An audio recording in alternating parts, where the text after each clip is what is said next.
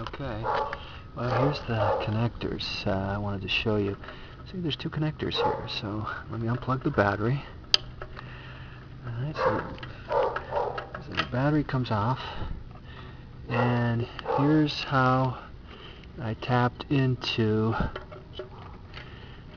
the computer. Okay, here are the two wires coming off the computer,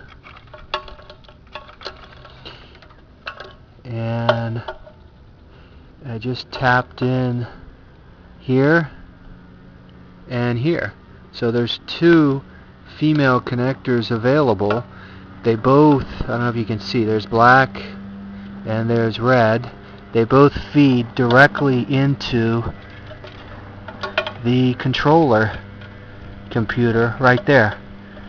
Okay, so that's it. I mean, I got the regular wire here that's going back, and it plugs into here, and you can't screw this up because this is the female. So the male comes out of the controller, big deal, and then you got the choice of two females coming out of the controller here, and the male that comes off the battery. So that's it. I don't know if that solves the mystery, and I'm still having the problem that I turn this on, I gun this, it immediately drops to two lights, and then after, I don't know, maybe a minute of operation, it essentially just dies on me.